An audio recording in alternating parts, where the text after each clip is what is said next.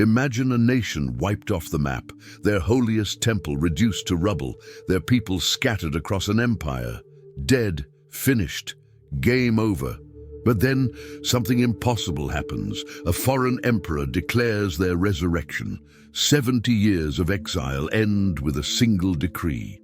Thousands risk everything to rebuild what was lost, but the enemies are waiting. Political schemes, construction sabotage, and spiritual compromise threaten to destroy the dream before it begins.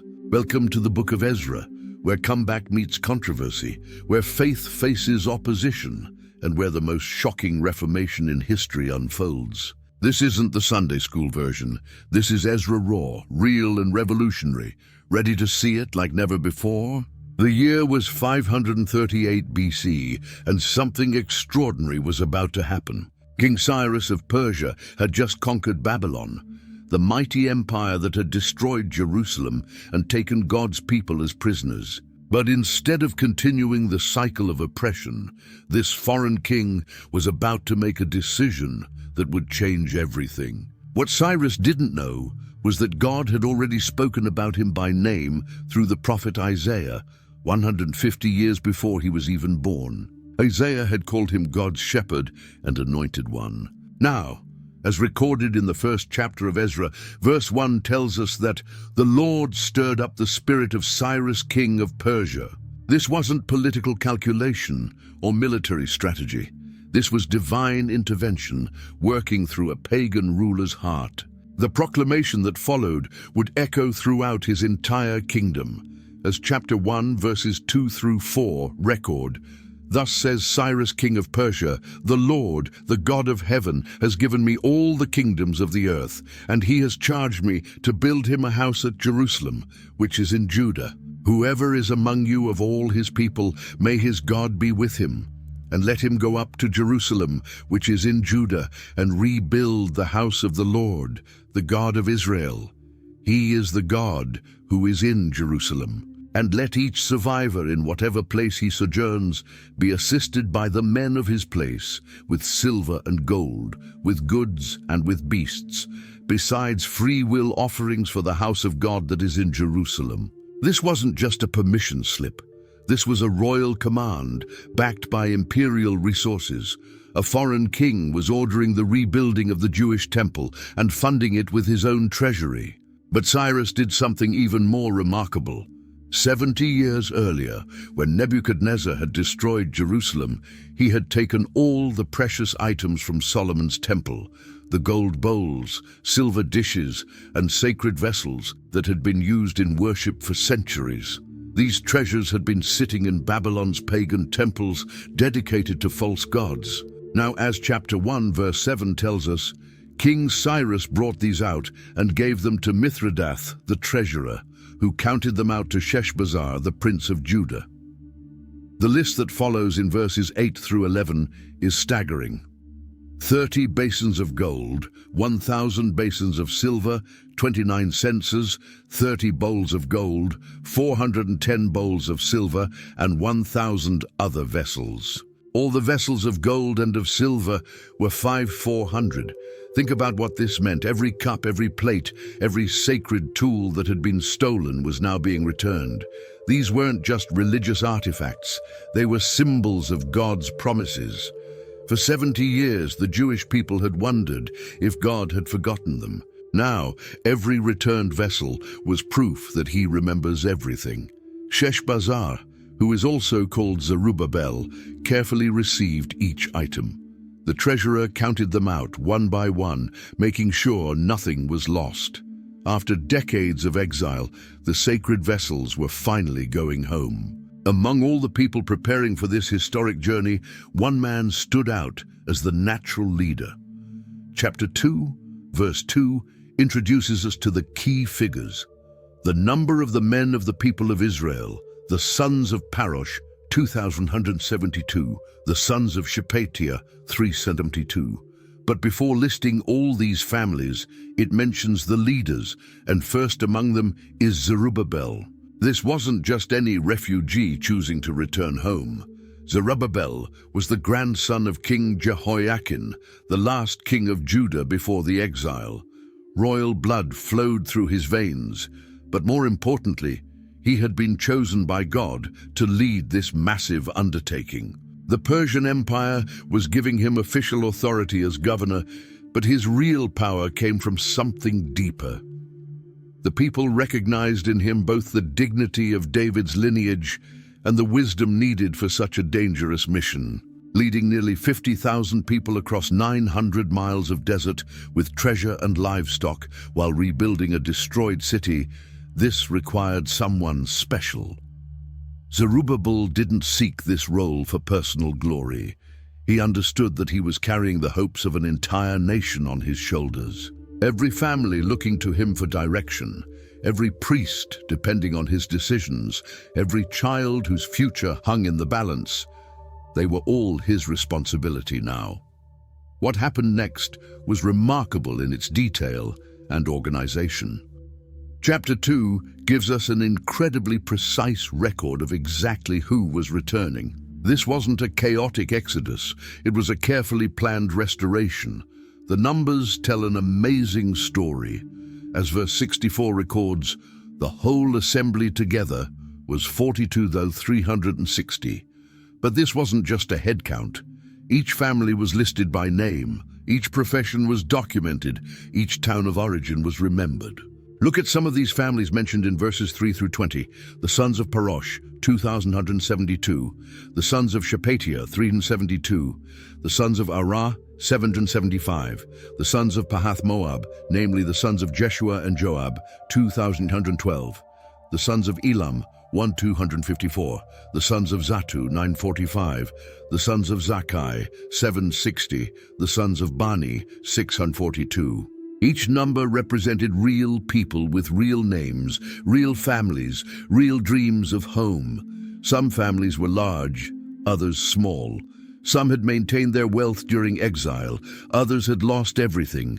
But they all shared the same hope, to see Jerusalem rebuilt. The priests are listed in verses 36 through 39. The priests, the sons of Jediah, of the house of Jeshua, 973. The sons of Immer, 1,052. The sons of Pashur, 1,247. The sons of Harim, 1,017. Even the temple singers and gatekeepers are carefully counted in verses 41 and 42. This wasn't just paperwork. This was a declaration that every person mattered, every family had value, and everyone had a role to play in rebuilding their nation. But not everything went smoothly during this registration process. A serious problem emerged that would affect the spiritual leadership of the restored community. Some men claimed to be priests, but they couldn't prove it. Chapter 2, verses 61 and 62 explain the situation. And of the sons of the priests, the sons of Habiah, the sons of Hakoz, and the sons of Barzillai, who had taken a wife from the daughters of Barzillai, the Gileadite, and was called by their name. These sought their registration among those enrolled in the genealogies, but they were not found there, so they were excluded from the priesthood as unclean. During the 70 years of exile, some records had been lost. Some families had intermarried and taken new names. The man called Barzillai had even adopted his wife's family name, instead of keeping his priestly identity. Now, when it came time to serve in the temple again, they couldn't prove who they really were. This created a real dilemma. Verse 63 tells us what the governor decided. The governor told them that they were not to partake of the most holy food until there should be a priest to consult the Urim and Thummim. They would have to wait until God could reveal the truth about their heritage through the sacred lots used by the high priest. This wasn't about being harsh or unwelcoming. The priesthood carried serious responsibilities, and only those truly called by God could handle the sacred duties.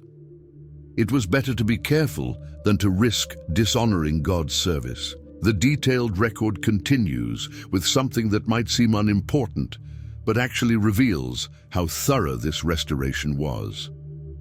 Chapter 2, verses 65 through 67, carefully list everyone and everything making the journey. besides their male and female servants, of whom there were 7,137, and they had 200 male and female singers. Their horses were 736, their mules were 245, their camels were 435, and their donkeys were 6,720. Why would the Bible bother to count the animals? Because this journey wasn't just about getting people from point A to point B. This was about rebuilding an entire civilization. The horses would provide transportation and communication. The mules would carry heavy loads through mountain passes. The camels would survive the desert crossings. The donkeys would do the daily work of construction and farming. Even the 7,837 servants weren't forgotten in this count. These weren't slaves being dragged along against their will. Many of them had chosen to stay with Jewish families during the exile, and now they were choosing to make this dangerous journey together. They had become part of the community. The 200 singers mentioned here would have a special role in the restored temple worship. Music had always been central to Jewish faith, and these men and women would help bring joy and praise back to Jerusalem's streets. Every person and every animal represented hope for the future. This wasn't just an escape from Babylon. It was the foundation for rebuilding everything they had lost. As the great journey was being organized, something beautiful began to happen.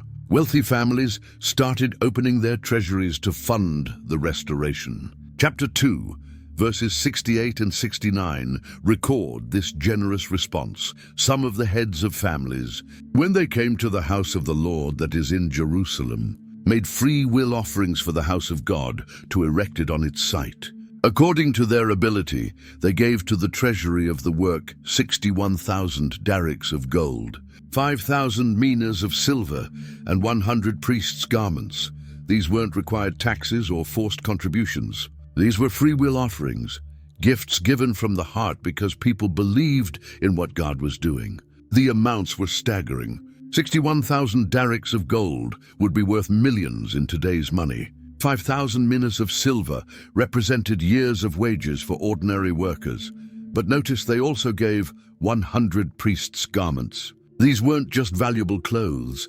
They were the special robes needed for temple service. Someone had carefully preserved these sacred garments through 70 years of exile, waiting for the day when priests could wear them again in Jerusalem. The phrase, according to their ability, is important. Not everyone could give gold and silver, but everyone could give something. Some gave from great wealth, others from modest savings. What mattered wasn't the amount, it was the heart behind the gift. These offerings weren't just funding a building project. They were investments in hope, declarations of faith that God would indeed restore what had been destroyed. Every coin donated was a vote of confidence in God's promises. When this massive group finally reached the Promised Land, they faced a crucial decision. Where would they live? They could have all stayed together for safety and community. Instead, they did something that showed incredible faith and wisdom. Chapter 2, verse 70 simply states, "Now the priests, the Levites, some of the people, the singers, the gatekeepers, and the temple servants lived in their towns, and all the rest of Israel in their towns." But this brief statement represents a massive undertaking. These families weren't just moving to random locations. They were returning to their ancestral cities, the same places their great-grandfathers had lived before the exile. After 70 years, they were reclaiming their inheritance, town by town, village by village. Think about what this required.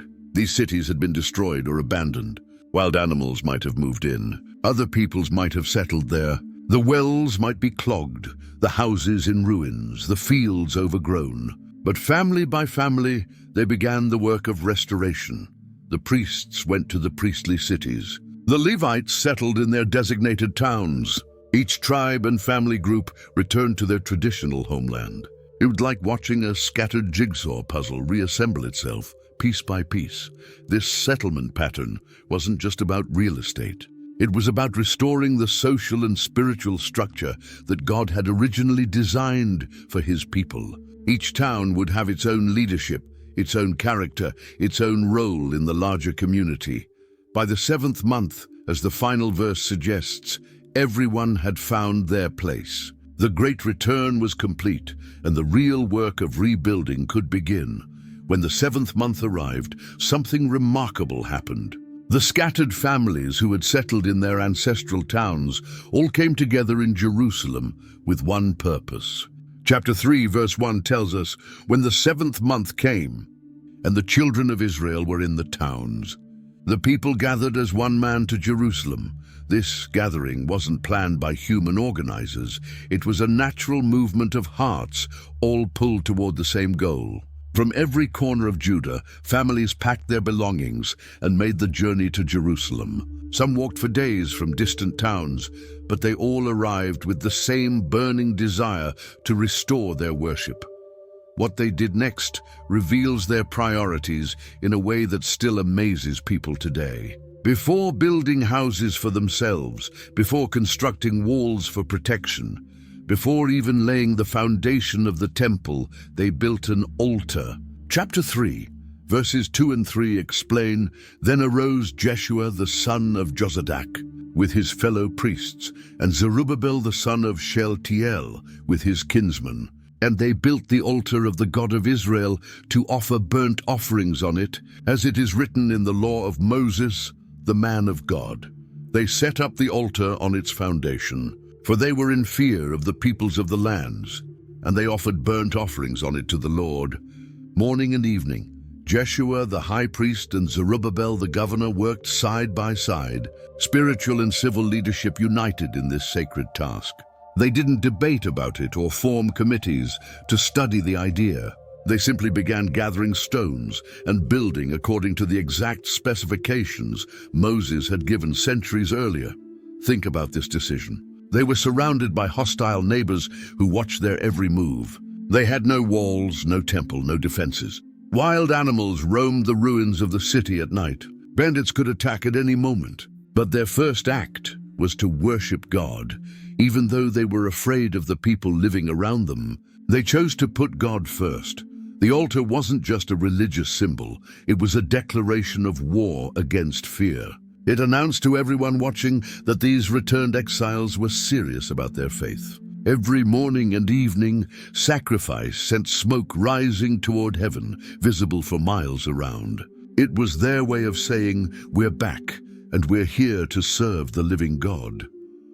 The smell of burning offerings filled the air twice daily, reminding everyone in Jerusalem that God was once again receiving worship in his chosen city. The priests resumed their ancient duties with joy, wearing the sacred garments that had been donated for this purpose. The altar was just the beginning of their grand plan. As chapter 3, verses 4 through 6 describe, they began celebrating all the festivals that had been forgotten during the exile. And they kept the Feast of Booths, as it is written, and offered the daily burnt offerings by number according to the rule, as each day required, and after that the regular burnt offerings, the offerings at the new moon and at all the appointed feasts of the Lord, and the offerings of everyone who made a freewill offering to the Lord from the first day of the 7th month. They began to offer burnt offerings to the Lord, but the foundation of the temple of the Lord was not yet laid. Picture the excitement as families built temporary shelters throughout Jerusalem for the Feast of Booths. Children who had been born in Babylon experienced these celebrations for the first time on their ancestral soil. Elderly people wept as they remembered festivals from their youth, now restored in the very city where they belonged.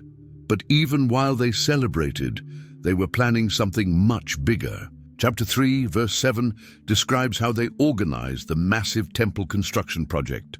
So they gave money to the masons and the carpenters, and food, drink, and oil to the Sidonians and the Tyrians to bring cedar trees from Lebanon to the sea to Joppa.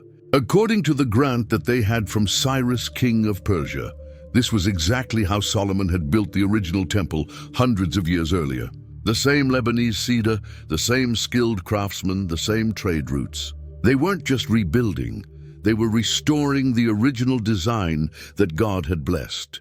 Ships arrived at the port of Joppa loaded with massive cedar logs. their resin filling the air with the sweet smell of Lebanon's forests. The construction began in earnest during the second year. As verse 8 tells us, now in the second year after their coming to the house of God at Jerusalem, in the second month, Zerubbabel the son of Shealtiel and Jeshua the son of Jozadak made a beginning, together with the rest of their kinsmen, the priests and the Levites, and all who had come to Jerusalem from the captivity. They appointed the Levites from 20 years old and upward to supervise the work of the house of the Lord. Every family contributed according to their ability.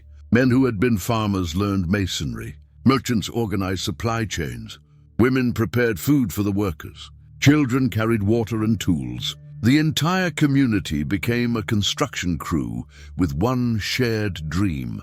When the foundation was finally completed, the celebration was unlike anything Jerusalem had seen in decades. Chapter 3, verses 10 and 11 paint the scene.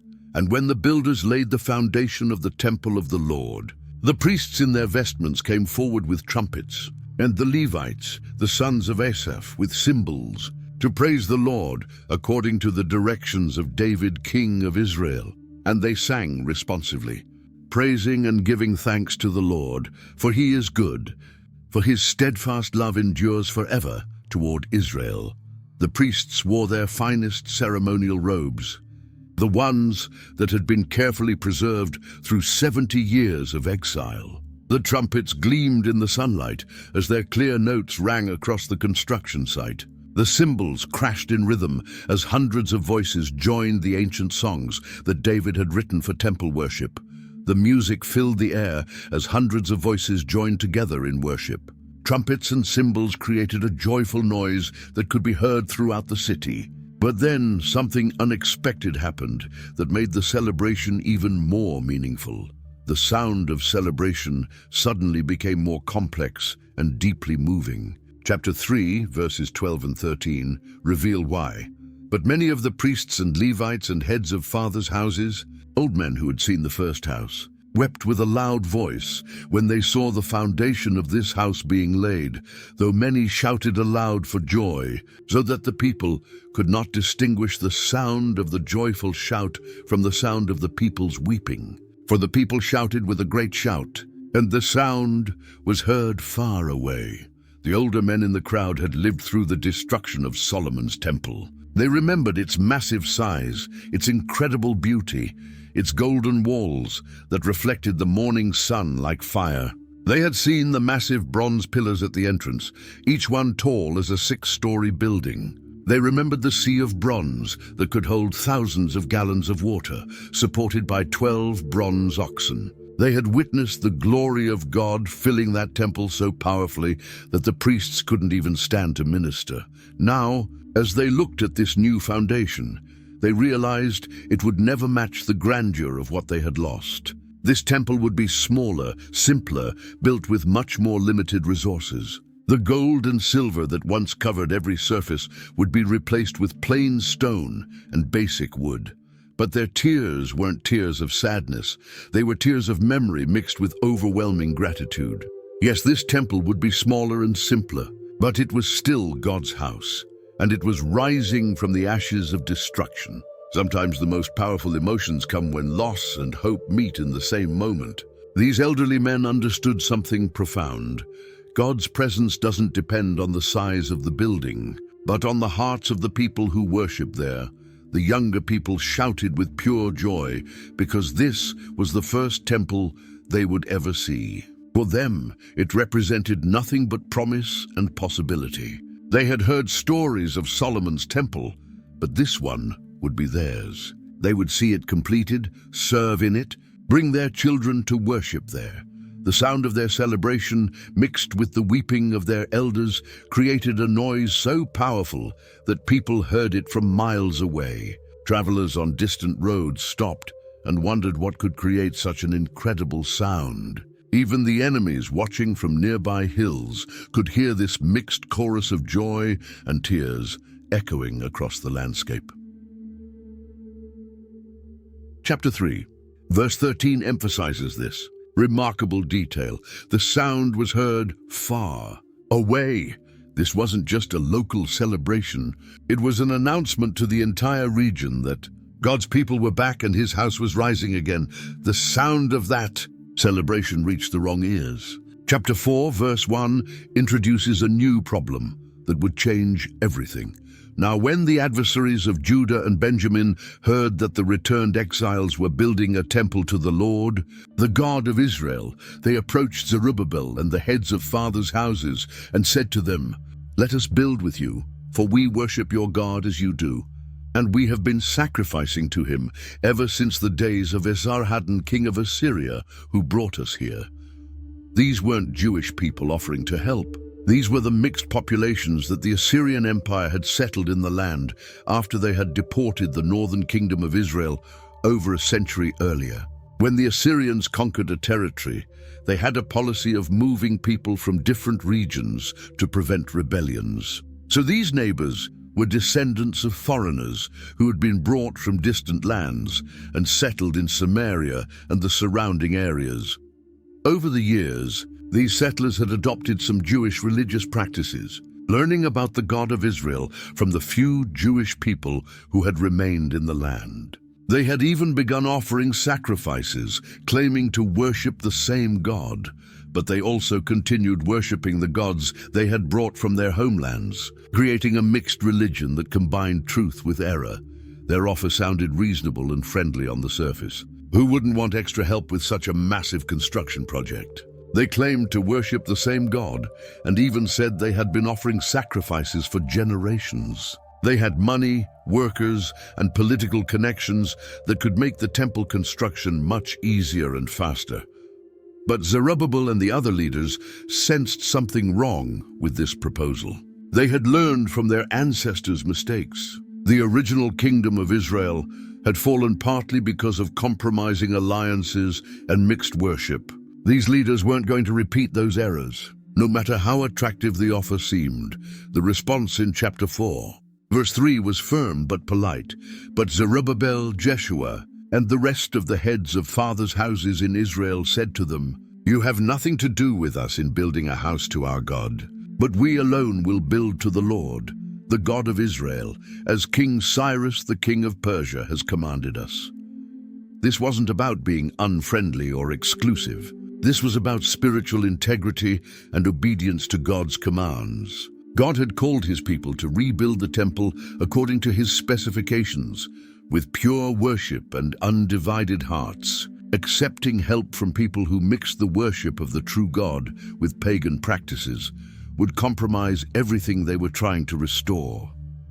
When their offer of help was rejected, these neighbors revealed their true intentions. The mask of friendship fell away, and what lay underneath was much darker.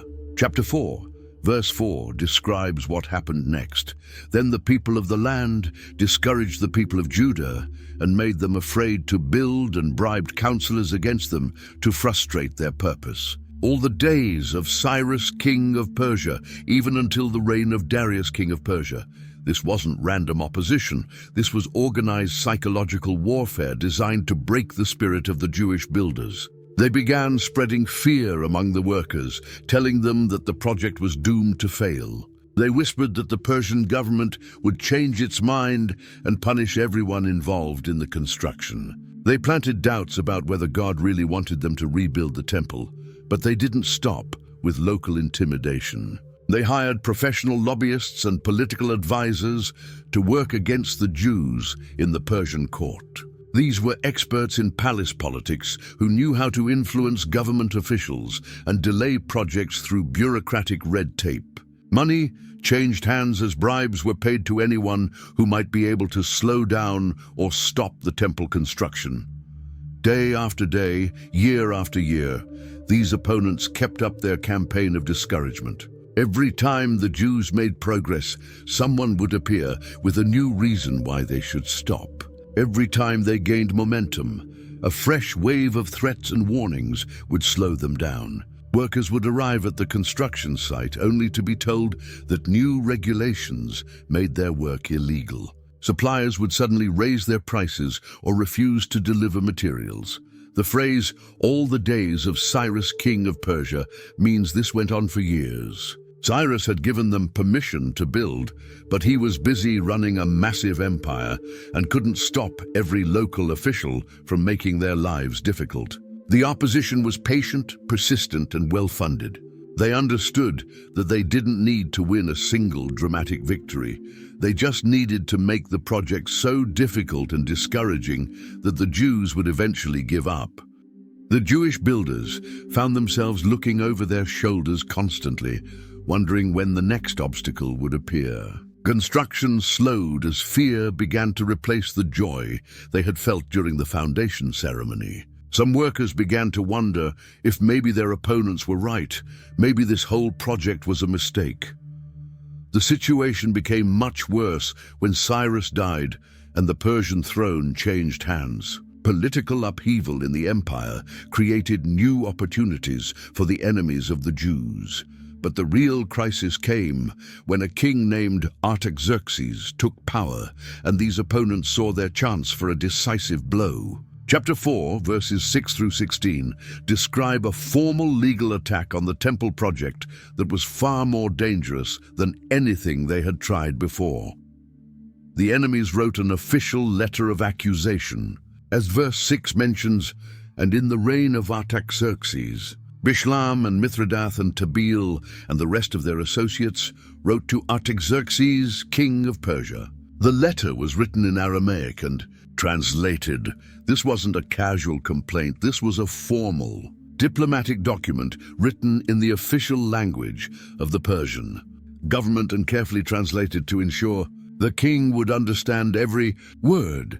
The letter was signed by multiple officials, giving it weight and credibility. These weren't random troublemakers. These were people with official positions and political influence. They presented themselves as loyal servants of the Persian Empire who were concerned about a growing threat to imperial security. Their accusations were serious and carefully calculated. "Be it known to the king that the Jews who came up from you to us have gone to Jerusalem. They are rebuilding that rebellious and wicked city. They are finishing the walls and repairing the foundations. Now be it known to the king that if this city is rebuilt and the walls finished, they will not pay tribute, custom, or toll, and the royal revenue will be impaired." Notice how cleverly they twisted the truth. The Jews weren't rebuilding the city walls, they were building the temple. But by calling Jerusalem rebellious and wicked, they made it sound like the Jews were planning a revolt against Persian authority. They claimed the king would lose tax revenue, appealing directly to his financial interests and making the issue seem like a threat to the entire empire. The letter continued with a warning that seemed reasonable and patriotic. "Now, because we eat the salt of the palace, and it is not fitting for us to witness the king's dishonor, therefore we send and inform the king, in order that search may be made in the book of the records of your fathers. You will find in the book of the records and learn that this city is a rebellious city, hurtful to kings and provinces, and that sedition was stirred up in it from of old. That was why this city was laid waste. By saying they eat the salt of the palace, they were using a Persian expression that meant they were loyal servants of the king. They claimed they couldn't stand by and watch the king be dishonored by allowing this dangerous situation to continue. Then they made a brilliant move. They asked the king to check his own records to verify their claims. King Artaxerxes took these accusations seriously. When you're running an empire that stretches from India to Ethiopia, you can't ignore reports of potential rebellions. Chapter 4, verses 17 through 20, record his thorough response. The king sent an answer. To Rehum the commander and Shimshai the scribe and the rest of their associates who live in Samaria and in the rest of the province beyond the river, greeting. And now the letter that you sent to us has been plainly read before me. And I made a decree, and search has been made, and it has been found that this city from of old has risen against kings, and that rebellion and sedition have been made in it. And mighty kings have been over Jerusalem, who ruled over the whole province beyond the river, to whom tribute, custom, and toll were paid. The king didn't just take their word for it, he ordered a complete investigation. Persian record-keeping was incredibly detailed, and the royal archives contained documents going back hundreds of years. When his scribes searched through these records, they found exactly what the accusers had predicted they would find.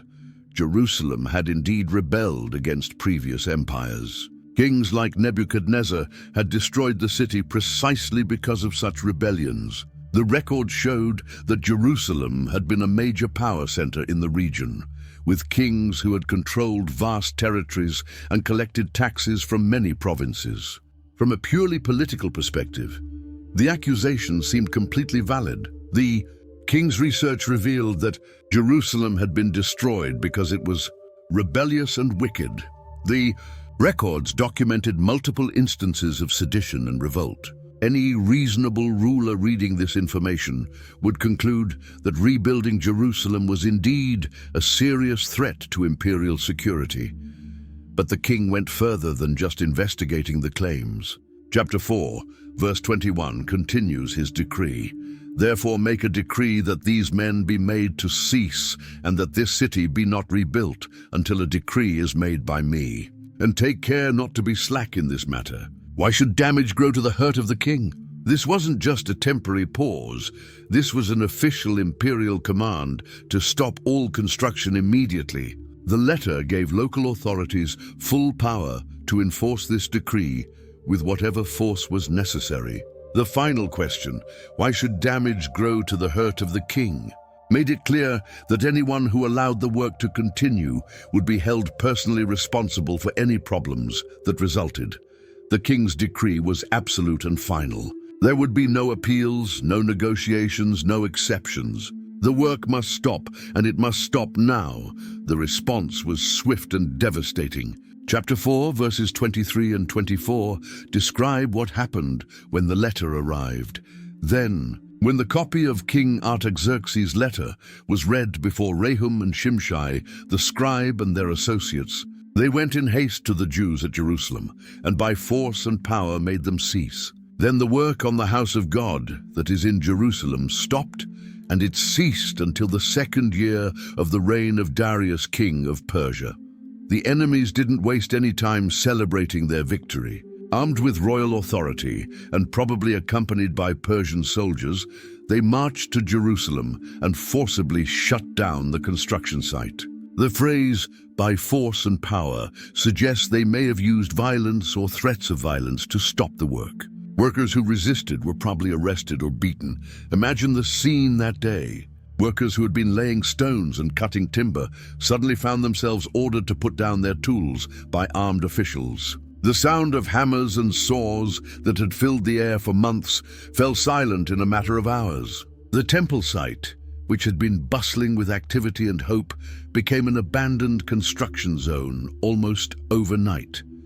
The precious cedar wood from Lebanon was left to weather the storms. The carefully cut stones sat in piles, gathering dust and weeds. The foundation that had been celebrated with such joy became a monument to broken dreams and frustrated hopes. Children who had grown up, watching the temple rise, now played among the abandoned tools and materials. The community that had been united around this great project suddenly found itself scattered and demoralized. Some families began to wonder if they had made a mistake in returning to Jerusalem. Others questioned whether God really intended for them to rebuild the temple. The enemies had achieved something that military force alone could never have accomplished. They had broken the spirit of God's people. For 15 long years, the work remained stopped. 15 years of waiting, wondering, and watching the half-finished foundation weather the storms. The early enthusiasm that had carried them through the first challenges had been crushed by legal maneuvering and political pressure. The joy that had mixed with tears during the foundation ceremony became just a memory of better days. But this wasn't the end of the story, though the people couldn't know that yet. God's plans cannot be stopped forever by human opposition, even when that opposition comes with imperial authority and legal documents. Sometimes God allows his people to experience setbacks and delays to prepare them for something even greater than what they originally imagined. For 15 long years, the temple foundation had sat unfinished. Weeds grew between the stones, and rain had weathered the exposed surfaces. The people had grown comfortable with their unfinished project, focusing on their own houses while God's house remained in ruins. Then something extraordinary happened that changed everything. Chapter 5, verse 1 records the moment when heaven broke through the silence. Now the prophets, Haggai and Zechariah the son of Iddo, prophesied to the Jews who were in Judah and Jerusalem, in the name of the God of Israel who was over them. Two men, called by God at exactly the same time, began declaring messages that set hearts on fire. Haggai was an older prophet who may have remembered the first temple. His words were direct and challenging, asking the people hard questions about their priorities. Zechariah was younger, filled with visions and dreams of what God wanted to accomplish. These weren't just religious teachers giving gentle encouragement. These were prophets speaking with divine authority, carrying messages straight from the throne of God. When they opened their mouths, the very words of the Almighty came forth with power that penetrated hearts and stirred consciences. Haggai's message was especially pointed. He asked the people why they lived in fancy houses while God's house lay in ruins. He connected their economic struggles to their spiritual neglect, showing them that their prosperity was linked to their obedience. His words cut through 15 years of excuses and compromise.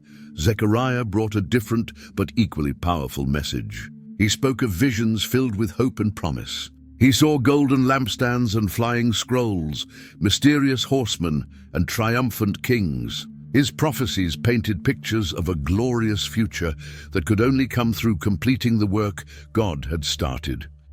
Both prophets spoke with such authority and clarity that people couldn't ignore their words. After years of spiritual dryness, the community suddenly found itself face to face with the living God again. The prophetic fire that had been absent for so long was burning bright in Jerusalem once more. The impact was immediate and undeniable. People who had grown comfortable with the status quo suddenly felt deeply uncomfortable with leaving God's work unfinished. Families who had focused entirely on their own prosperity began to see how empty their success felt without God's blessing. The prophetic messages hit their target with perfect accuracy. The two most important leaders in the community felt the word of God pierce their hearts like arrows. Chapter 5, verse 2 captures their immediate response. Then Zerubbabel the son of Shealtiel and Jeshua the son of Jozadak arose and began to build the house of God that is in Jerusalem. And the prophets of God were with them, supporting them. Zerubbabel the governor and Jeshua the high priest didn't call committee meetings or form study groups to discuss the prophetic messages. They didn't wait for permission from the Persian authorities or worry about the legal consequences. They simply got up and started building. Their response was swift, decisive, and united. This is what real spiritual leadership looks like. When God speaks clearly through his prophets, godly leaders don't hesitate or make excuses. They act. Zerubbabel could have worried about his political position as governor. Jeshua could have been concerned about his religious responsibilities. Instead, both men recognized that obeying God was more important than avoiding problems with people. The phrase "arose and began to build" shows their determination. They didn't just talk about rebuilding, they picked up tools and started working. They gathered the people, organized the labor, and resumed the construction that had been stopped for 15 years. The sound of hammers and saws once again filled the air around the temple site. But notice something important. The prophets of God were with them, supporting them. Haggai and Zechariah didn't just deliver their messages and disappear. They stayed involved, encouraging the workers and providing ongoing spiritual guidance. This wasn't just a construction project, it was a spiritual movement with prophetic leadership. The combination was powerful. Zerubbabel provided political authority and organizational skills. Jeshua brought religious legitimacy and spiritual oversight. Haggai and Zechariah offered divine revelation and prophetic encouragement. Together, they formed a leadership team that could handle both the practical and spiritual challenges of completing the temple. Word spread quickly through Jerusalem and the surrounding towns. The project that everyone thought was dead was suddenly alive again. Workers who had abandoned their tools 15 years earlier found themselves drawn back to the construction site. The dream that had been crushed by political opposition was rising from the ashes with new life and energy. The renewed construction activity didn't go unnoticed by Persian officials. Chapter 5, verse 3 introduces us to a man who would play a crucial role in the next phase of the story. At the same time, Tattenai, the governor of the province beyond the river, and Shethar-bozenai and their associates came to them and spoke to them thus: "Who gave you a decree to build this house and to finish this structure?" Tattenai was the regional governor responsible for all the territories west of the Euphrates River. His jurisdiction included Jerusalem, and anything happening in his territory was his responsibility. When reports reached him about unauthorized construction in Jerusalem, he had to investigate. His job depended on maintaining order and ensuring that imperial law was followed. But notice something important about Tattenai's approach. He didn't arrive with soldiers to shut down the work immediately. He didn't arrest the leaders or destroy what had been built. Instead, he came with questions, seeking to understand what was happening before taking action. This was very different from the hostile approach that had stopped the work 15 years earlier. Chapter 5, verse 4 continues the conversation. They also asked them this: "What are the names of the men who are constructing this building?" Tattenai wanted a complete list of everyone involved in the project. This wasn't necessarily threatening, it was standard administrative procedure.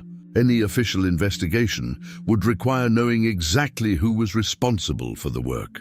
The Jewish leaders could have panicked at this point. After all, they had restarted construction without getting new permission from the current king. They were technically violating the decree that had stopped their work 15 years earlier. They could have stopped building and tried to negotiate, or they could have ignored the governor's questions and hoped he would go away. Instead, they did something remarkable. Chapter 5, verse 5 tells us, "But the eye of their God was on the elders of the Jews, and they did not stop them until the report should reach Darius, and then an answer be returned concerning this matter." The Jewish leaders answered Tattenai's questions honestly and completely. They told him about Cyrus's original decree and their authorization to rebuild the temple. They explained their history and their purpose. Most importantly, they kept working while they talked. They didn't let fear stop their progress. Tattenai's response was surprisingly reasonable. Instead of shutting down the work immediately, he decided to investigate their claims before taking action. This was either divine providence or exceptional wisdom, probably both.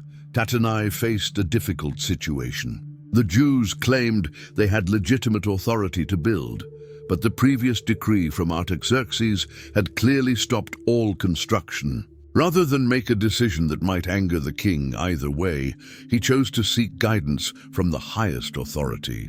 Chapter 5, verses 6 and 7 describe his solution. This is a copy of the letter that Tattenai, the governor of the province beyond the river, and Shethar-bozenai and his associates, the governors who were in the province beyond the river, sent to Darius the king. They sent him a report in which was written as follows. This letter was a masterpiece of diplomatic writing. Tattenai presented the facts objectively, without taking sides or making recommendations. He simply told the king what he had found and asked for instructions on how to proceed. The letter begins in verses 8 and 9. To Darius the king, all peace. Be it known to the king that we went to the province of Judah, to the house of the great God. It is being built with huge stones, and timber is being laid in the walls. This work goes on diligently and prospers in their hands. Notice how Tattenai described what he saw. He called it the house of the great God, showing respect for the Jewish faith. He mentioned that the work was being done with huge stones, indicating quality construction.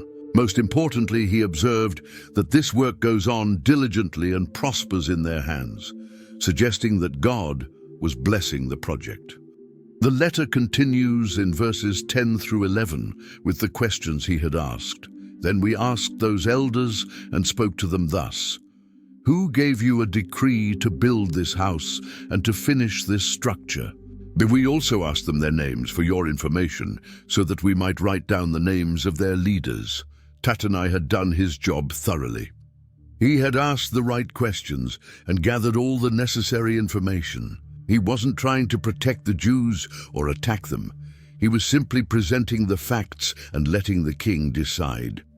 Then came the crucial part of the letter, recorded in verses 12 through 16, and this was their reply to us: "We are the servants of the God of heaven and earth, and we are rebuilding the house that was built many years ago, which a great king of Israel built and finished. But because our fathers had angered the God of heaven, he gave them into the hand of Nebuchadnezzar, king of Babylon, the Chaldean, who destroyed this house and carried away the people to Babylonia. However, in the first year of Cyrus, king of Babylon, Cyrus the king made a decree that this house of God should be rebuilt." The Jewish leaders had given Tattenai a complete history lesson. They explained how the original temple had been built by Solomon, destroyed by Nebuchadnezzar because of their ancestors' sins, and authorized for rebuilding by Cyrus. They didn't try to hide their past or make excuses for their ancestors' failures. The letter concludes in verse 17 with Tattenai's request: "Therefore, if it seems good to the king, let search be made in the royal archives there in Babylon, to see whether a decree was issued by Cyrus the king for the rebuilding of this house of God in Jerusalem. And let the king send us his pleasure in this matter." This was exactly the right approach. Instead of making assumptions or guessing what the king would want, Tattenai suggested a thorough investigation of the royal records. He was putting the decision entirely in King Darius's hands. King Darius received Tattenai's letter and faced a decision that could affect the stability of his empire. If the Jews were building illegally, he needed to stop them to maintain order. But if they had legitimate authority from a previous king, stopping them would be an injustice that could cause other problems. Chapter 6, verse 1 records his wise response. "Then Darius the king made a decree, and search was made in Babylon, in the house of the archives where the documents were stored. The Persian Empire was famous for its detailed record-keeping. Every royal decree, every treaty, every important document was carefully preserved in massive archive buildings. These weren't just filing cabinets. They were enormous libraries containing the administrative history of the greatest empire the world had ever seen. The search began in Babylon, the logical place to look for documents from Cyrus's reign. Teams of scribes combed through thousands of scrolls and tablets, looking for any reference to Jerusalem, the Jewish temple, or Cyrus's policy toward the exiled peoples. Day after day, they searched through the carefully organized archives, but the document wasn't found in Babylon. Chapter 6, verse 2, reveals where it was discovered, and in Ecbatana, the citadel that is in the province of Media, a scroll was found on which this was written, a record. Ecbatana was the summer capital of the Persian Empire, located in the mountains where the royal court spent the hot months. The fact that Cyrus's decree was found there suggests it may have been issued during the summer season when the king was at his mountain palace. The scroll that was found contained exactly what the Jews had claimed. Chapter 6, verses 3 through 5, record the original decree. In the first year of Cyrus the king issued a decree concerning the house of God at Jerusalem. Let the house be rebuilt, the place where sacrifices were offered, and let its foundations be retained. Its height shall be 60 cubits, and its width 60 cubits, with 3 layers of great stones and 1 layer of timber. Let the cost be paid from the royal treasury, and also let the gold and silver vessels of the house of God which Nebuchadnezzar took out of the temple that is in Jerusalem and brought to Babylon, be restored and brought back to the temple that is in Jerusalem, each to its place. And you shall put them in the house of God. This was even more than the Jews had claimed. Not only did Cyrus authorize the rebuilding, but he specified the dimensions, ordered that it be funded from the royal treasury, and commanded the return of all the temple treasures. The decree was detailed, specific, and completely legitimate. The discovery vindicated everything the Jewish leaders had told Tattenai. They hadn't been exaggerating or making false claims. If anything, they had been modest in describing the scope of their authorization. Cyrus hadn't just given them permission, he had commanded them to rebuild and promised to pay for it. Finding Cyrus's original decree put King Darius in a clear position. His predecessor had not only authorized the temple construction, but had commanded it and promised to fund it. Any king who ignored or reversed such a decree would be admitting that Persian royal decrees weren't reliable. Chapter 6, verses 6 through 7, record Darius's response. Now, therefore, Tattenai, governor of the province beyond the river, Shethar-bozenai, and your associates the governors who are in the province beyond the river, keep away from there. Let the work on this house of God alone. Let the governor of the Jews and the elders of the Jews rebuild this house of God on its site. Darius didn't just confirm the original permission, he ordered his officials to stay away from the construction site entirely. The message was clear. Anyone who interfered with this project would be interfering with imperial policy and would face the consequences. But the king went much further than simply restoring the original authorization. Chapter 6, verses 8 through 10 contain his additional commands. Moreover, I make a decree regarding what you shall do for these elders of the Jews for the rebuilding of this house of God. The cost is to be paid to these men in full and without delay from the royal revenue, the tribute of the province beyond the river, and whatever is needed, bulls, rams, or sheep for burnt offerings to the God of heaven. Wheat, salt, wine, or oil, as the priests at Jerusalem require, let that be given to them day by day without fail, that they may offer pleasing sacrifices to the God of heaven and pray for the life of the king and his sons. This was incredible. Not only would the temple be rebuilt, but the Persian government would pay for everything, the construction costs, the daily sacrifices, and all the supplies needed for worship. The empire that had once destroyed Jerusalem was now funding its restoration. Darius even explained his reasoning. He wanted the priests to pray for him and his family. This pagan king understood something important about the power of prayer and wanted the God of Israel on his side. But the decree wasn't finished. Chapter 6, verses 11 and 12 contain a severe warning. Also, I make a decree that if anyone alters this edict, a beam shall be pulled out of his house, and he shall be impaled on it, and his house shall be made a dunghill. May the God who has caused his name to dwell there overthrow any king or people who shall put out a hand to alter this, or to destroy this house of God that is in Jerusalem. I, Darius, make a decree. Let it be done with all diligence. The punishment for interfering with the temple construction was death, not just any death, but impalement, one of the most brutal execution methods known to the ancient world. And the criminal's house would be destroyed and turned into a garbage dump as a permanent reminder of what happened to those who opposed God's work. Darius even invoked the God of Israel in his curse, asking him to overthrow any king or people who tried to destroy the temple.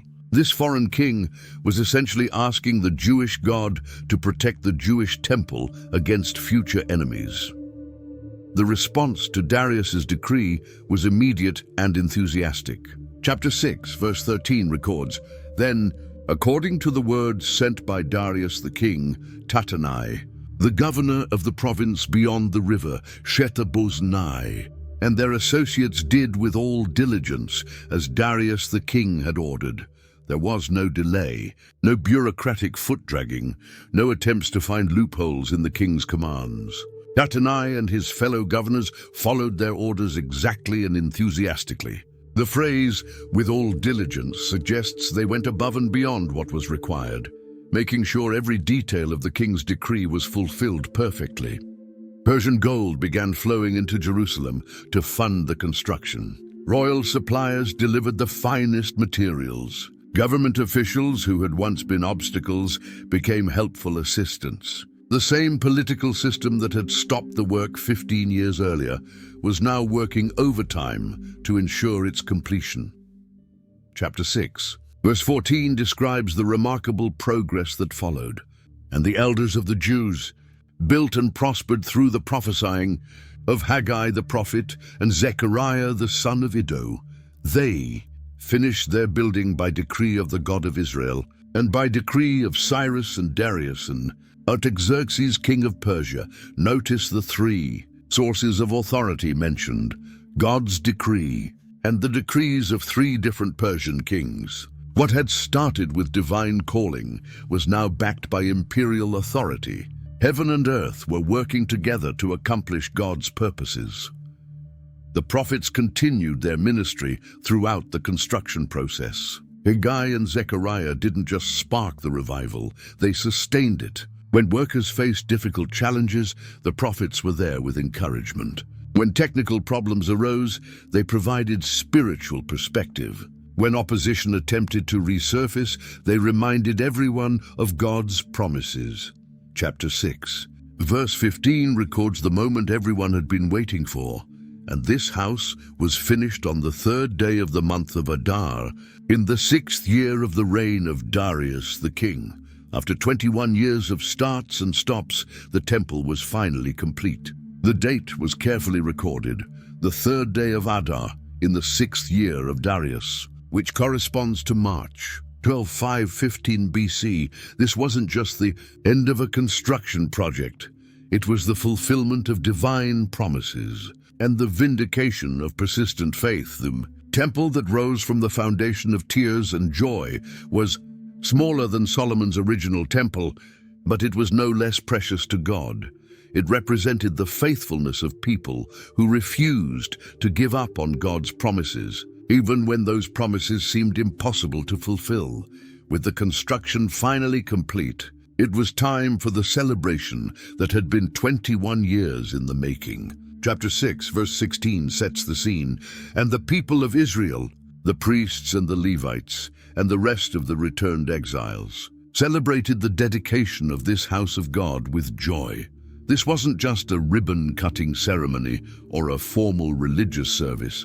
This was an explosion of joy that had been building up for over 2 decades. Families who had worked on the foundation as young adults now brought their children to see the completed temple. Elderly people who had wondered if they would live to see this day found themselves dancing with tears of gratitude streaming down their faces. The dedication involved massive sacrifices. As recorded in chapter 6, verse 17, they offered at the dedication of this house of God 100 bulls, 200 rams, 400 lambs, and as a sin offering for all Israel 12 male goats, according to the number of the tribes of Israel. These numbers represent an enormous celebration. 100 bulls, 200 rams, and 400 lambs meant that thousands of people would feast together in the presence of God. The 12 goats for the sin offering showed that this dedication included all 12 tribes of Israel, even though only people from Judah and Benjamin had returned from exile. But the celebration wasn't just about food and festivities. Chapter 6, verse 18, records the restoration of the temple's organizational structure. And they set the priests in their divisions and the Levites in their courses, for the service of God at Jerusalem, as it is written in the book of Moses. This was just as important as the building itself. The temple wasn't just a beautiful structure, it was the center of Israel's worship system. The priests were organized into their ancient divisions, with each group serving during specific weeks throughout the year. The Levites resumed their various responsibilities as singers, musicians, gatekeepers, and assistants. Everything was done as it is written in the book of Moses, showing their commitment to following God's original instructions rather than making up new traditions. They were restoring not just a building, but an entire system of worship that connected them to their ancestors and to God's covenant promises. The celebration reached its climax with the observance of Passover. As chapter 6, verses 19 through 22 describe, on the 14th day of the first month, the returned exiles kept the Passover. For the priests and the Levites had purified themselves together. All of them were clean. So they slaughtered the Passover lamb for all the returned exiles, for their fellow priests and for themselves. It was eaten by the people of Israel who had returned from exile, and also by everyone who had joined them and separated himself from the uncleanness of the peoples of the land to worship the Lord, the God of Israel. And they kept the feast of unleavened bread 7 days with joy, for the Lord had made them joyful and had turned the heart of the king of Assyria to them, so that he aided them in the work of the house of God, the God of Israel. This Passover was special in several ways. It was the first one celebrated in the completed temple, making it a true homecoming feast. But notice that it included not just the returned exiles, but also everyone who had joined them and separated himself from the uncleanness of the peoples of the land. Some of the local inhabitants had chosen to join the Jewish community and worship the true God. The final verse mentions something remarkable. God had turned the heart of the king of Assyria to them. This is referring to the Persian king. The text uses Assyria because Persia had conquered the territories once ruled by Assyria.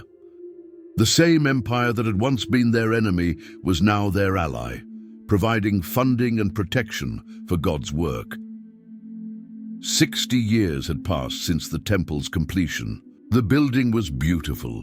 The sacrifices were offered daily, but the spiritual heart of the people needed attention. That's when God raised up a remarkable man for a special mission. Chapter 7, verse 1 introduces us to this new leader.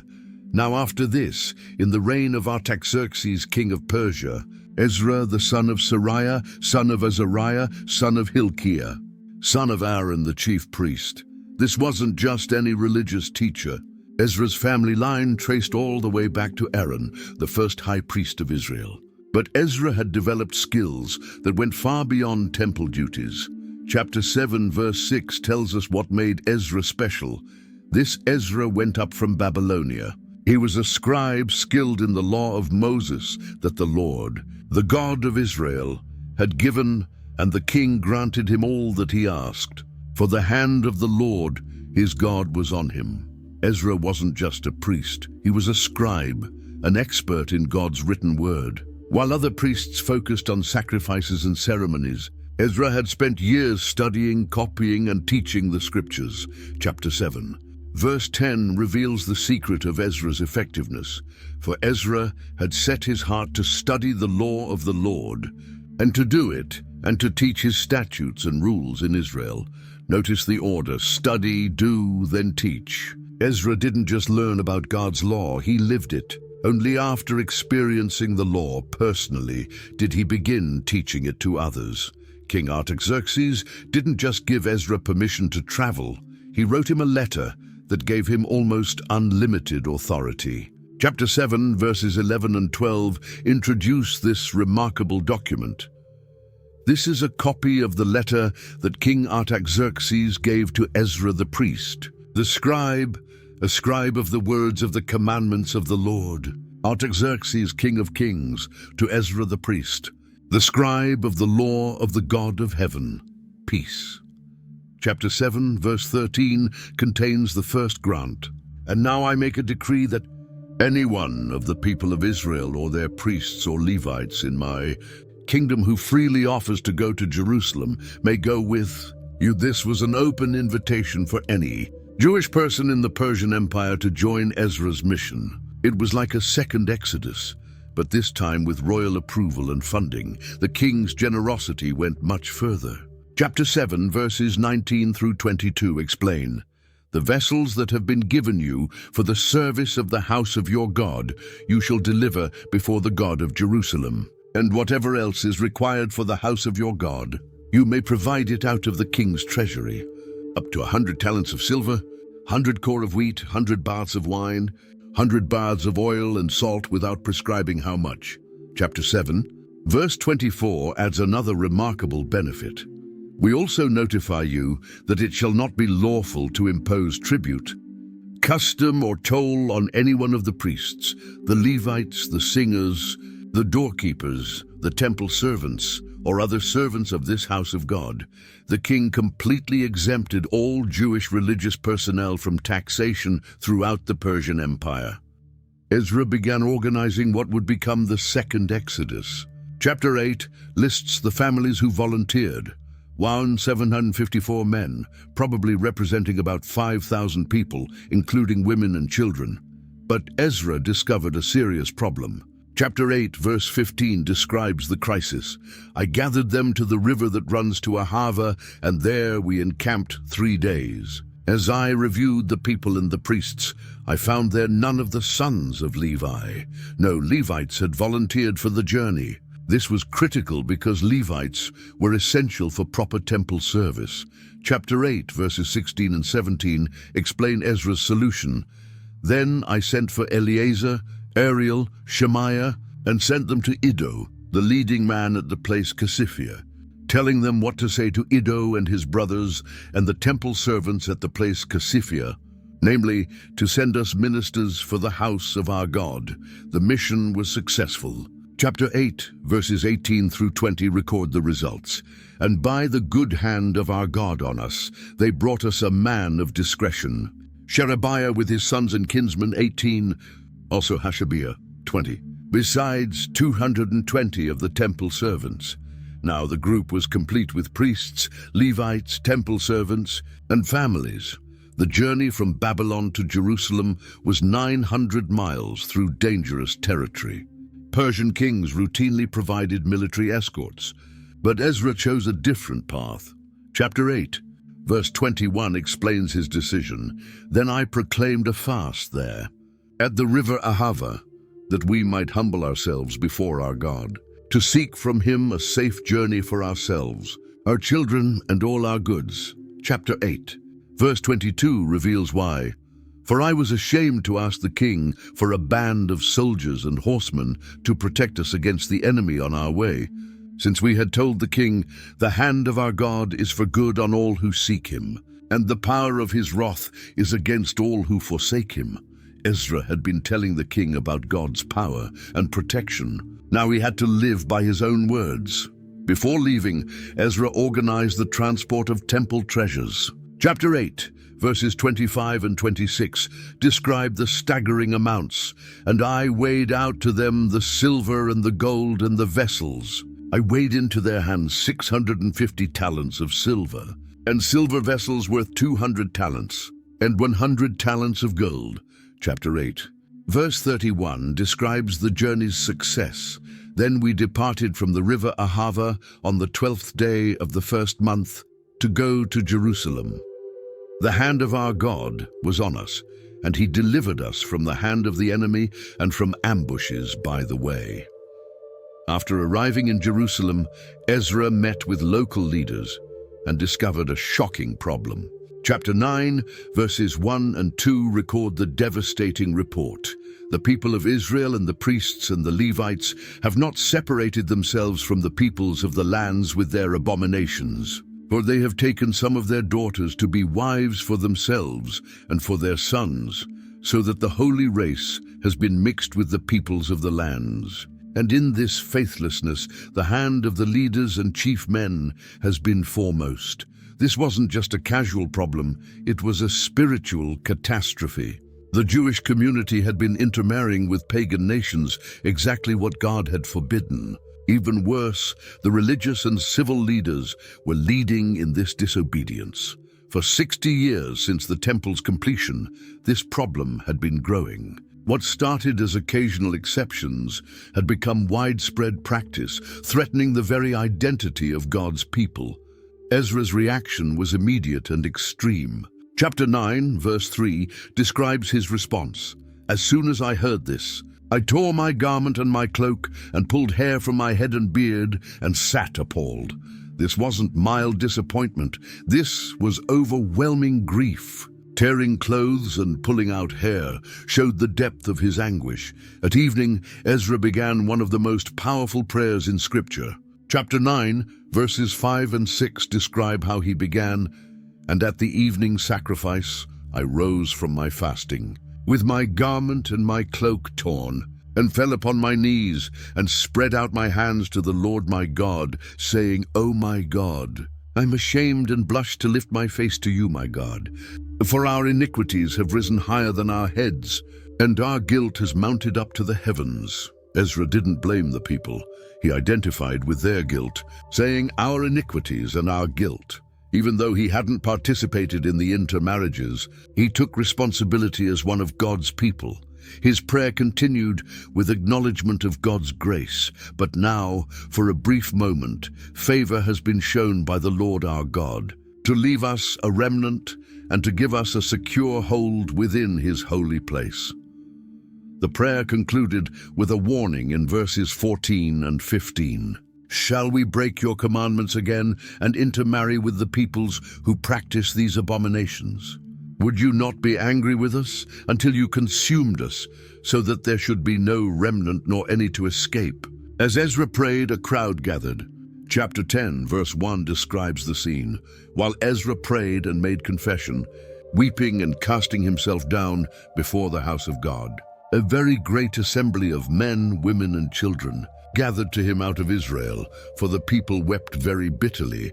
Then something unexpected happened. Chapter 10, verses 2 through 4, record a remarkable intervention. "And Shechaniah the son of Jehiel addressed Ezra. We have broken faith with our God and have married foreign women from the peoples of the land, but even now there is hope for Israel in spite of this. Therefore let us make a covenant with our God to put away all these wives and their children, according to the counsel of my Lord and of those who tremble at the commandment of our God, and let it be done according to the law." Shechaniah's proposal was radical: divorce all foreign wives and send away their children. But he argued this drastic action was necessary to restore their covenant relationship with God. Chapter 10, verse 5 records Ezra's response. "Then Ezra arose and made the leading priests and Levites and all Israel take an oath that they would do as had been said. So they took the oath." Chapter 10, verse 7 shows the seriousness of the reform. "And a proclamation was made throughout Judah and Jerusalem to all the returned exiles that they should assemble at Jerusalem, and that if anyone did not come within 3 days, by order of the officials and the elders, all his property should be forfeited, and he himself banned from the congregation of the exiles." The response was overwhelming. Chapter 10, verses 9 and 10 describe the scene. "Then all the men of Judah and Benjamin assembled at Jerusalem within the 3 days, and all the people sat in the open square before the house of God. Trembling because of this matter and because of the heavy rain, thousands of men sat in the rain, knowing their families were about to be torn apart. Ezra's words were direct: "You have broken faith and married foreign women, and so increased the guilt of Israel. Now then, make confession to the Lord, the God of your fathers, and do his will. Separate yourselves from the peoples of the land and from the foreign wives." The people proposed a systematic investigation. Chapter 10, verses 13 and 14 record their request. "But the people are many, and it is a time of heavy rain. We cannot stand in the open. Let our officials stand for the whole assembly. Let all in our cities who have taken foreign wives come at appointed times." Chapter 10, verse 16 records the beginning. Then the returned exiles did so. Ezra the priest selected men, heads of fathers' houses. On the first day of the 10th month, they sat down to examine the matter. The investigation lasted 3 months. Chapter 10, verses 18 through 44, provide the complete list. 113 men from various families who were required to divorce their foreign wives. The book ends abruptly. All these had married foreign women, and some of the women had even borne children. If this story opened your eyes to see the book of Ezra in a completely new way, hit that subscribe button right now. We're just getting started with these deep dives into biblical books that will change how you read your Bible forever. And here's what I want you to do next. Share this video with someone who needs to hear that God specializes in impossible comebacks. Whether they're facing opposition, dealing with setbacks, or wondering if their dreams are dead, Ezra's story proves that God can turn any situation around. Drop a comment below and tell me, which part of Ezra's story hit you the hardest? Was it the foundation ceremony with tears and joy, the 15 years of waiting, or Ezra's painful reforms? I read every single comment. Don't forget to ring that notification bell, because next week we're diving into another biblical book like you've never seen before. Trust me, you won't want to miss it. Until next time, remember, your story isn't over yet.